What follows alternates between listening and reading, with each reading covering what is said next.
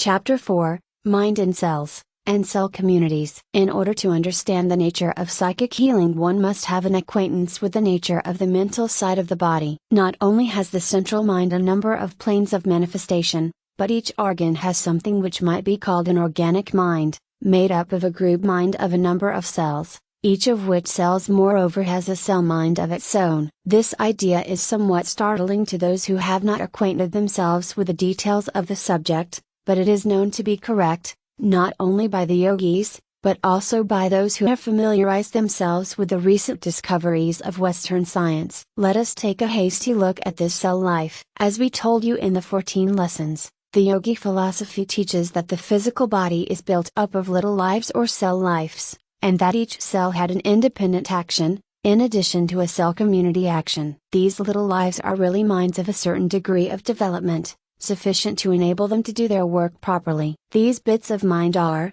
of course, subordinate to the control of the instinctive mind of the individual, and will readily obey orders from that source, as well as from the intellect. These cell minds manifest a peculiar adaptation for their particular work. Their selective action in extracting from the blood the nourishment needed, and rejecting that which is not needed, is an instance of this intelligence. The process of digestion, assimilation, etc., shows the mind of the cell, either individual or in groups. The healing of wounds, the rush of the cells to the point where they are required, and many other instances familiar to physiologists are evidence of the cell life and mental action. The entire body is built up of these tiny cells. This is true not only of the soft tissue and muscle, but also of the hard bony parts, including the enamel of the teeth. These cells are shaped in accordance with the particular work that they are designed to perform, such shapes and forms varying materially. Each cell is, practically, an individual,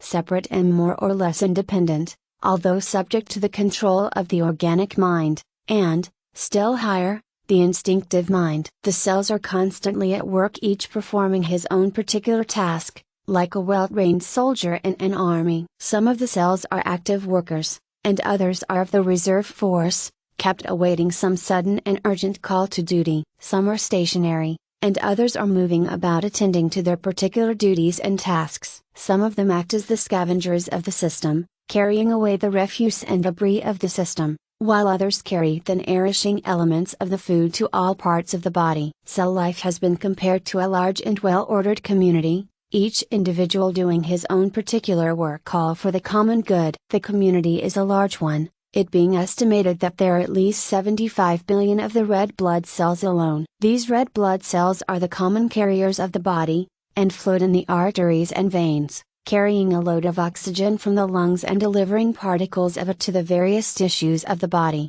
which give life and strength to the particular parts. On their return journey through the veins, the cells carry with them the waste products of the system. Like a merchant vessel, these cells carry a cargo on their outgoing trip, and bring back a second cargo on their return. Other cells perform police work and protect the system from bacteria, etc., which might produce trouble in the system. These policemen are quite savage, and usually get rid of the intruder by devouring him, but if unable to so dispose of him, they rally in number and finally eject him from the system in the shape of a boil, pimple, etc. The cells enable the body to carry on its work of continual regeneration. Every part of our bodies are being repaired constantly by fresh material, and the cells do the work. Millions of these little workers are constantly moving along, or else working in a fixed position in the parts of our bodies, renewing the worn out tissues and replacing them with new material, and at the same time throwing out of the system the worn out and discarded material. Each of the cells of the body,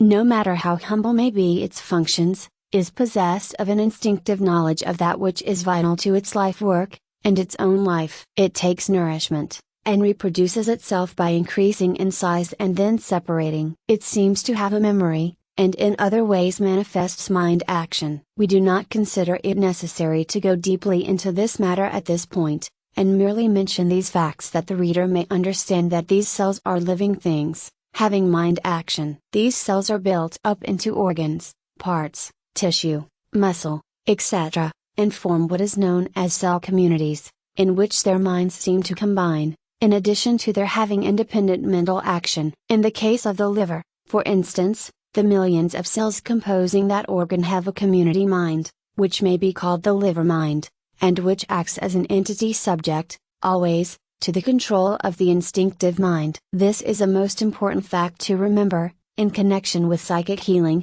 for the whole principle of the latter depends upon the fact that these organs, through their minds, are amenable to mental control and direction. As we have said, each cell belongs to a cell group and each group forms a part of a larger group, and so on until the whole forms a great group or whole community of cells, under the control of the instinctive mind. And the little minds of the entire cell community combine under the control of that great instinctive mind. And, at the same time, there are lesser combinations, and still lesser, until the mind of the single cell is reached. The entire mental organism of the cells is something quite wonderful and startling. The control of these cell communities is one of the duties of the instinctive mind, and it usually does its work very well, unless interfered with by the intellect, which sometimes sends it far twice and demoralizes it. The intellect insists upon interfering with the established order of the body, and by introducing strange customs and habits, tends to demoralize the cell communities and to bring disorder into their ranks. Sometimes something akin to rebellion springs up among these cell communities or groups,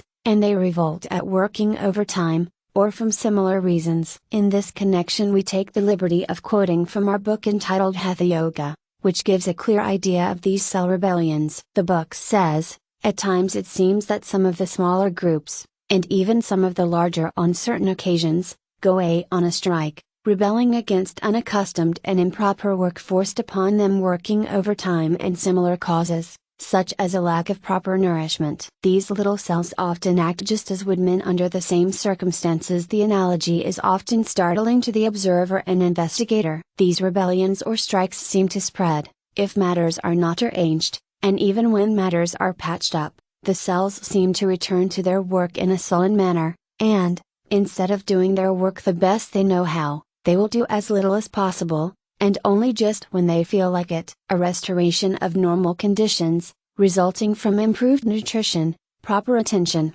etc., will gradually bring about a return to normal functioning, and matters may be very much expedited by orders from the will, directed immediately to the cell groups. It is astonishing how soon order and discipline may be restored in this way. Science has shown us the truth of the old yogi teachings that all disease was cell disease, and it follows that if we can manage to get control of the cell trouble, we have mastered the entire problem. This control may be acquired in a number of ways, and the explanation of these ways and their method of application, forms the subject of this book.